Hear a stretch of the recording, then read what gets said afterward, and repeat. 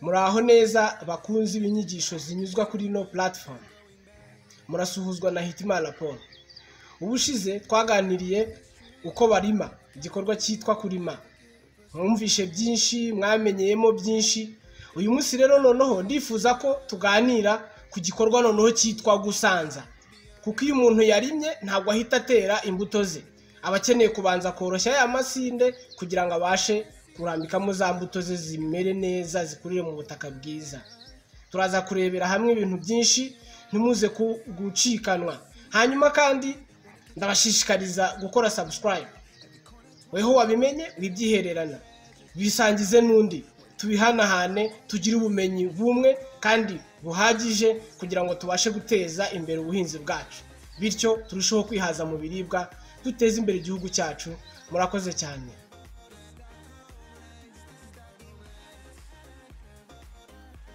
Iyo tuvuze gusanza rero ni igikorwa cyiza ku nshuro ya gatatu kuko twabanje kubona ko dutema nyuma tukarima, none ni igikorwa cyiza gikurikiye kurima. Impamvu tubikora ni iyihe rero? Burya imbuto nyinshi ntabwo zikurira mu gitaka gisa nkaho kirunze, bisaba igitaka gisa nkaho gishanjije. Turareba ntabwo kandi buri rubuto rwerera mu gitaka gihwanye n'icyurundi, biterwa n'urubuto uzatera muri cya gitaka. Bikorwa bite rero? Murabizi ko kurima tuba twarimye amasinde tugenda tuyegeka. Urumva ko biba ari ibintu by'ibibimba bigenda bihekerana. Hasabwa iki? Hasabwa isuka yabugenewe, hanyuma ukajyamo ugasanza bya bisinde, kandi nabwo bitewe n'ubutaka ukeneye cyangwa se n'igihingwa uzateramo, ukamenya ngo nzabisanza kuri iki kigero cyangwa se nzasanza kuri iki ngiki. Mwongere mu byumve neza, biterwa n'urubuto uzateramo. Bitewe n'urubuto uzatera nibwo uri bumenye ngo mbese nkeneye ubutaka buri fine cyangwa se butoya cyane bwenda kumera nk'ifu, cyangwa se nkeneye ubutaka bugifitemo akantu kutunonko. Muraza kugenda mukurirwaho urujijo buri uko tugenda tubiganiraho. Muri make gusanza nuko nguko bikorwa. Ngiki gikorwa cyitwa gusanza. Murakoze cyane.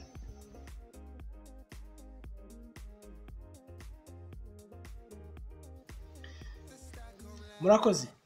Tumaze kureba rero igikorwa cyitwa gusanza icyo ari cyo nuko gikorwa. Reka noneho muri aka kanya dusobanukirwe ngo mbese ni ayahe masuka ashobora kwifashishwa muri iki gikorwa. Nkuko bisanzwe turatangira tuvuga ko n'ubundi mu buryo buri cyangwa se uburyo buri gakondo, nangiye kuvuga traditional way, nubwo nabyo mbizi neza. Ubu buryo abantu benshi baracyabukoresha, ariko kandi bigaragara ko butwara imbaraga z'abantu kandi umusaruro wabwo ukaba mukeya. Niyo mpamvu nyine imitekerereze ya muntu yagiye yevoriwa, hakabaho n'imashini yafasha muri icyo gikorwa. Reka rero dutekereze cyangwa se turebere hamwe amasuka agenda yifashishwa. Birumvikana ayo masuka abacometse kuri tractor cyangwa se kuri torotoro yacu. Isuka ya mbere tugiye kureba rero yitwa rotary tiller, abandi bakayita rotoveta. Murambabarira amazina y'ikinyarwanda cyayo bishobora kugorana, ariko wenda mwayumva tugiye tuyisobanura uko iteye. Iyo rotoveta rero iteye iti: n'isuka ifite shaft. Iyo shaft cyangwa se umurongo ugiye uriho imihoro, kandi imihoro ibusanye iri mu buryo butandukanye. Ubwo hari imihoro igiye itandukanye bitewe n'ingano y'isuka. Nukuvuga iyo mihoro ibusanye niyo imanuka ikinjira mu butaka, hanyuma igahabwa imbaraga na ya torotoro utwaye binyuze mu kintu twita power take off. Hanyuma tugahuza, tugashyiraho icyuma gikura za mbaraga kuri torotoro kikazihereza ya suka yacu yitwa rotoveta. Bikorwa bite rero? Uko moteri irimo iragenda ituruna, ni nako cya cyuma twayihaye gihabwa imbaraga na kimwe twise power take off cyangwa se PTO. Hanyuma yasuka nayo igaturuna ya mihoro twavuze igiye ibusanye muri ubu buryo. Nukuvuga isuka iramanuka ikajya hasi muri bya bisinde. Uko umushoferi cyangwa se umuhinzi atwaye ya torotoro bitewe n'umuriro, ingano y'umuriro yafashe, ya mihoro cyangwa se mu ndimi z'amahanga blades ikajya igenda yikaraga muri bya bisinde. urumva uko igisinde cyanganaga uko ukomeza kugenda ukinyuramo ukivuyangisha yasuka niko kigenda kigabanyirizwa ingano yacyo ubwo ukongera ukagaruka bitewe n'itaka ushaka ugakomeza unyuramo inshuro nyinshi kugeza hahandi ukeneye ko ubutaka bwawe bugera. Iyo ngiyo yitwa rotaritira cyangwa se rotoveta. Indi suka rero nshaka ko tuganiraho yitwa harrow. Ni amaharrows agiye atandukanye. Tugira disc harrow, tukagira tiny harrows, n'amoko menshi cyane y'amaharrow. Ariko reka twibande cyane kuri disc harrow. Izi disc harrow twigeze kuzivugaho mbere muri primary tillage cyangwa se mu gikorwa cyo kurima. Twabonye ko iyo ushaka iyo umaze igihe uhinga umurima wawe ubutaka bugera igihe bukoroha ukaba utagikeneye gukomeza kubushegesha ubwubura ugashyiramo za disc harrow, abenshi babyita ngo ni minimum tillage. Ni igihe nyine uzana isuka cyane cyane disc harrow ukubura ubutaka, kandi bitewe n'ukuntu izo disc harrow ziteye ukajya urima ariko kandi unasanze. Ariko iyi suka iyo wamaze koroshya warimye ibisinde nayo wayifashisha mu gihe ushaka kugabanya ingano za bya bisinde, kubera ko igitaka kiba cyoroshye ntabwo biba bimeze nko hasi cyane utaratangira kurima, buba bworoshye. None ukanyuzamo ya disc harrow. Hari izitwa offset disc, nubazi bafite amadiske amwe agiye areba kuri uruhande andi akareba kuri uruhande. Noneho uko unyuzamo ya mashini yawe cyangwa se ya torotoro yawe amadiske akagenda yikaraga, ariko kandi yikaraga abusanye. Urumva ko nabyo hari ikintu byongera mu kumenagura bya bisinde. Hari izindi harrow zitari amadiske ahubwo ziba ari amatine cyangwa se utwuma dusa nkaho dushinze mu gitaka. Utu natwo tugenda rimwe na rimwe tumenagura bya bisinde, ariko kandi iyo harimo n'ibyatsi byinshi utu twuma tubasha no gukusanya bya byatsi tukagenda tukabisiga ku ruhande. Ushaka wanayita rato, kuko nabyo ibyo byatsi hari igihe bidakenewe mu murima ushaka ubutaka bwiza busa neza. Hari izindi power harrow nazo ziba zifite ko tumeze nk'udutayina ariko dushinze mu butaka, nayo ni imihoro. Ariko kandi iyi suka yo ahitandukaniye n'izo tuvuze hejuru, yo ibihabwa imbaraga na moteri ku buryo ya mihoro ishinze mu gitaka ibasha kugenda yo inikaragamo hasi ariko igenda imenagura ya masindi. Ndumva ku maharo twaba tugarukiyeho, ni amaharo menshi cyane ntabwo twayavuga ntitwabona umwanya, gusa tuzagenda tuyaganira uko ibihe bizajya bigenda bidushobokera. Hanyuma rero hari indi suka yindi twifashisha muri iki gikorwa cyacu cyo gusanza yitwa roller. Roller rero reka nyivuge mu buryo bubiri. Hari roller iba ifite shaft cyangwa se umurongo utambitse w'icyuma birumvikana, ariko kandi ufite imihoro igiye yizingiye kuri cya cyuma. Hanyuma uko uyambitse isuka ukayitiza n'imbaraga za roller nazo zikagenda zikaraga ya mihoro igiye ishabitse kuri wa murongo twavuze w'icyuma, niyo igenda imenagura bwa butaka. Hanyuma hari izindi rollers ziteye kuri ubu buryo, zo ntabwo zifite imihoro igiye ishabitse kuri wa mutambiko twavuze, ahubwo kuri wa mutambiko haba hariho utwuma tugiye dushingaho, sibyo? Hanyuma iyo roller nayo igiyemo bya byuma bishinzeho bijya mu gitaka bikagenda bimenagura ya masindi. Izo ni roller. Hanyuma hari indi suka nshaka ko tuvugaho rero, mushobora kuba cyangwa se dushobora kubayobera rimwe na rimwe, dushobora kuyita amapine kandi nanone ikaza kudufasha nk'isuka, ariko urwo rujijo rugomba kuvaho. Niyo mpamvu nyine turi aha ngaha.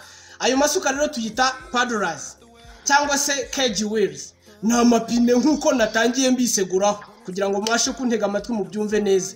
Iyo suka rero iteye iti, ni isuka yifashishwa cyane cyane mu gishanga, ahantu rimwe na rimwe bahinga imiceri se, ahantu hari amazi, hari isayo. Urumva ko imashini n'ubundi ikeneye kujyamo ikavanga ya masinde, y'amazi, ya micafu se, nyine igategura ubuso neza buhingwaho umuceri. Kuri ino platform habaho video isobanura ukuntu hategurwa ubuhinge buzahingwamo umuceri. Bigenda bite rero? Twabonye ubwoko bwa torotoro, twabonye ko torotoro igira axe y'inyuma cyangwa se umutambiko w'inyuma. Ya mapine y'inyuma tuyakuraho tugashyiraho ayo mapine ya iron cyangwa se y'ibyuma, hanyuma tukajyana mu gishanga ya mashini yacu. Uko turimo turagendagenda muri ya masinde twarimye, ariko kandi twoherejemo n'amazi, harimo na ya micafu. Muzi ukuntu ubutaka bwo mu gishanga buba bukwiye kuba bumeze.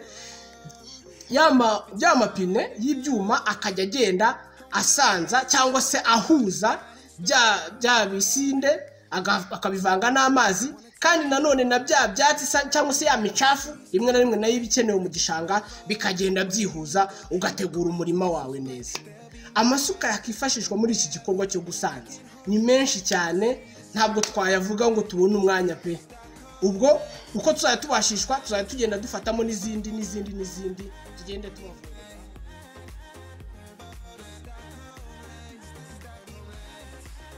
Murakoze cyane. Tumaze kurebera hamwe rero amasuka adufasha muri iki gikorwa cyacu cyo gusanza ya masinde ya. Hari ibintu byinshi rero umuntu akwiye kubanza kwitaho mbere yo kujya gusanza. Ikintu cya mbere ukwiye kumenya isuka yakufashije mu kurima.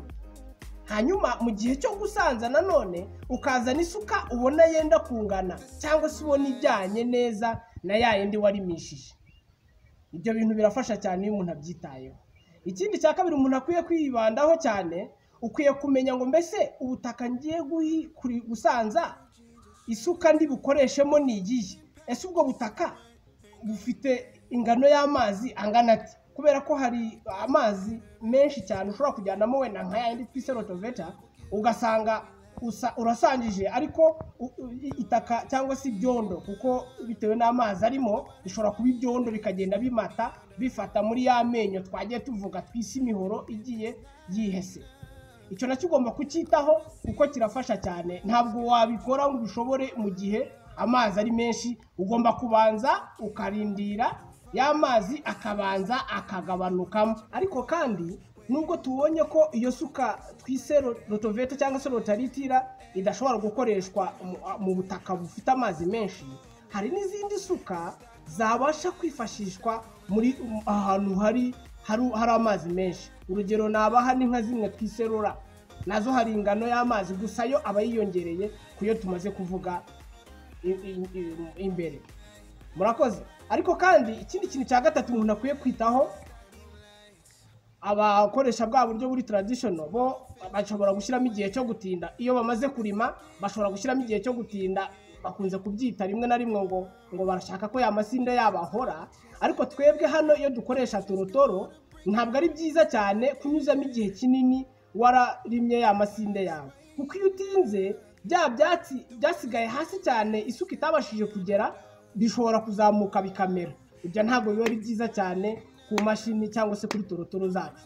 Rimwe na rimwe hari igihe umara kurima ugahita unyuramo ukanasanza, cyangwa se ukanyuzamo iminsi mikeya ukaza ugahita usanza. Ntabwo ari byiza rero gucishamo igihe kinini cyangwa se ngo utegereze hamere bya byatsi. Murakoze cyane.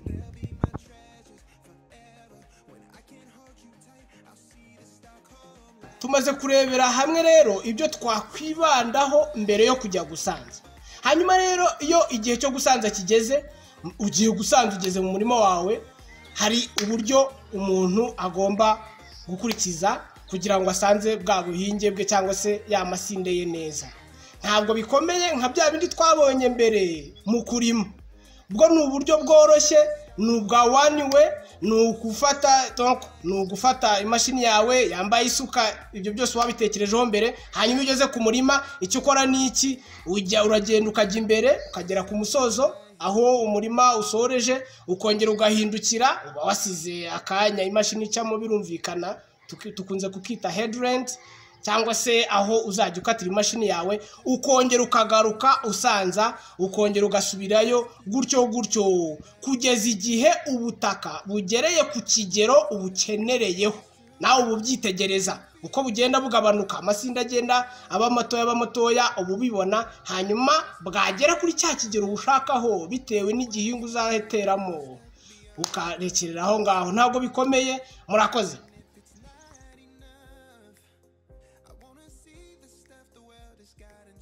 Murakoze cyane.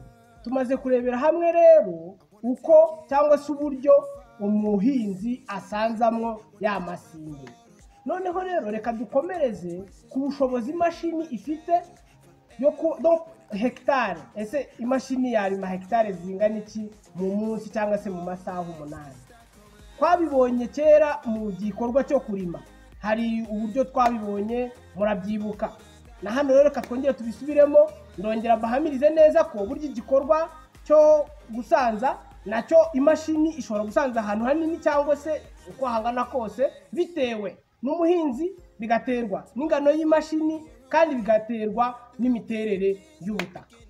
Ariko kandi ndashaka kubabwira neza ko igikorwa cyo gusanza ntabwo gihwana n'igikorwa cyo kurima. Kurima murabizi neza haba hakenewe imbaraga, imashini bigenda gahoro ibanza kwitonda kugira ngo yubure amasinde neza. Mu gikorwa cyo gusanza rero ho ntabwo ari imbaraga nyinshi zikenewemo, n'umuvuduko umuhinzi akoresha arima ntabwo wahwana n'uwakoresha ari gusanza. Yari gusanza ni ukunyura mu butaka bworohejwe kandi bumeze neza budafite ikibazo, icyo gihe anyuramo byihuta. Bishatse kuvuga neza ko hegitari twabonye imashini ishobora gukavaringa cyangwa se yarima, hano mu gikorwa cyo gusanzaho ziraza kwikuba inshuro hafi y'ebyiri, zishobora kuba ebyiri cyangwa zikajya no hejuru. Bishatse kuvuga iki rero? Biragaragaza neza ko mu gikorwa cyo gusanza imashini ho irihuta, yabasha gusanza ahantu hanini cyane.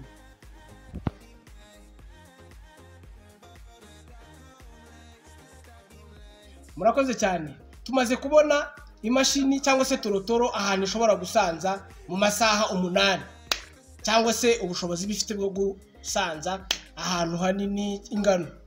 Hanyuma rero urumaze gusanza, reka turebe mbese ni iki gikorwa nyuma yo gusanza cyangwa se maintenance, uburyo wakwita kuri ya suka yawe kandi nanone n'aya mashini kugira ngo bikomeze bigire ubuzima bwiza, uzabashe kubikoresha igihe kinini cyane. Ni ibintu byinshi bikorwa rero. Hari amasuka akenera amavuta, nk'iyo twavuze yitwa rotaritira, ya indi ifite imihoro yihese. Iyo mashini urumva ko iraturuna cyangwa se irikaraga, indani muri yo iba ifite amagiya cyangwa se amenyo. Ayo menyo rero akenera amavuta. Hari amavuta yabugenewe uba ugomba kuyigaburira kugira ngo ijye ibasha gukora neza kandi ikora igihe kinini cyane. Hanyuma rero iyo umaze gusanza, uvuye mu murima ugeze aho ubika ibikoresho byawe, cyangwa se hari ibibanza gukurwamo mbere yuko ujya kuri workshop cyangwa se ku nzu cyangwa se aho habugenewe ubika imashini yawe. Ya suka yawe iba ifite ibintu byinshi yagiye ifata. Hari igihe ibitaka bishobora gufatamo, hari ibisigaramo, hari ibyatsi bishobora gufatwamo muri amenyo aba busanye.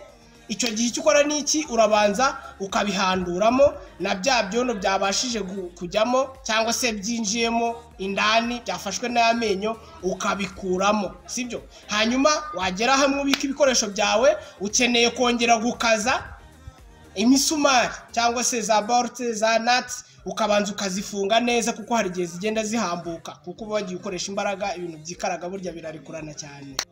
Hari n'amasuka amwe namwe yifashishwa muri iki gikorwa cyacu cyo gusanza akenera ibivuta bikomeye, ibyo benshi bita ngo ni glisse.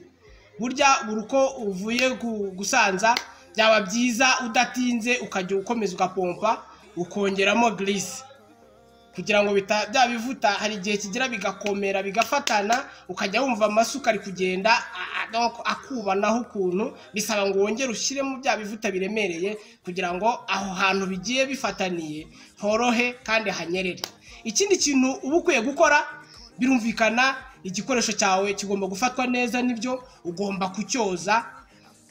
Nyuma yo gukuramo bya byatsi, nyuma yo gukuramo ibyono, uba ukeneye no gufata amazi n'agasabune rimwe na rimwe mu gihe runaka wagennye, ukoza ibikoresho byawe bigahora bimeze neza kugira ngo bizarambe bikore igihe kinini cyane.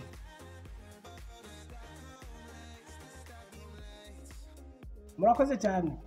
Twarebye rero ibintu byinshi cyane bijyanye no gusanza kandi dukoresheje za torotoro. Inama rero naho abahinzi n'izi ngizi, abahinzi ndabasaba kwitabira ubu buhinzi bw'ikoranabuhanga kuko bimaze kugaragara ko aribwo butanga umusaruro kandi uhagije, ni nabwo buzatuma tugera ku iterambere rirambye. Hanyuma hari abahinzi bafite impungenge, baribaza bati se ibyo bintu wenda twakura hehe ubwo bumenyi? Ubwo bumenyi buratangwa muri Rwanda Polytechnic. Amakuru muyashake muyabaze Rwanda Polytechnic, ubwo buryo yabushyize mu mayipirasi yayo rwose ntabwo wabibura wabishatse. Ikindi kandi wenda haruvuga ngo nakura he igikoresho nk'iki ko gihenze, nabagira inama abantu batangira bishyira hamwe, kuko burya bishyize hamwe nta kibananira. Mujye mu makoperative, buryo muri koperative umwe azana iki undi azana iki, mushyira hamwe mukaba mwabasha kubona ibikoresho nk'ibi ngibi. Mwebwe mwita ibihenze nubwo bidahenze, kuko umusaruro bitanga ni wo wonyine ugaragaza ko buryo ubutahenzwe. Murakoze rero, ndakomeza kubashishikariza gukora subscribe kuri uru rubuga, mugakomeza mukanasharinga, yewe mukajya munabaza. Ubwo ndavuga gutanga comment hasi igihe ubonye hari icyo utumvise neza, ukabaza hanyuma ubishinzwe akagusubiza. Murakoze, dukomeze dufatanye, tuzatera imbere nta gushidikanya.